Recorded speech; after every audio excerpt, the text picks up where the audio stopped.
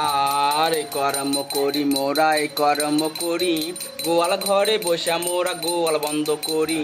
শনির সবে ভক্তি ভাবে করি নিবেদন, এই গোকনাথের পাশালি মাগো শনির সর্বজন। এই হস্তে তালি দিয়া মাগো গোয়ালের গীত গাই, শিপি নারায়ণ ভগবতী জগৎ গৌরী রায়ে। গোয়াল বন্ধ গোয়াল বন্ধ গোয়াল বন্দনাময়ে, 33টা দেবতা দিয়া গোয়াল বন্দনা করা হয়। সকালবেলা ধরা জাটি সন্ধ্যাকালে বাতি, লক্ষ্মী মাতা এসে বলে সেই বাড়িতে আমারও বসতি। লক্ষ্মী মাতা লক্ষ্মী মাতা লক্ষ্মী গুরুজন, লক্ষ্মীকে ভজিলে পাবে অমূল্য রতন। শনিবারে বৃহস্পতিবারে বাড়িতে ভাজা পোড়া করে, সেই বাড়ির লক্ষ্মী মাতা সারিয়া পলাবে। গরু হলো শীষে পরা ধন, গোকনাথের নামে মাগো যে করিবে দান, আশুবাত করি মাগো হবেন ধনবান।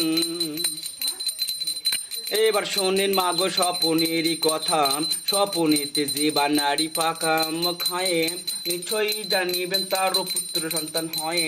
স্বপনেতে যে বা নারী পাকা ডালিম খায়ে, নিশ্চয়ই জানিবেন তারও কন্যা সন্তান হয়।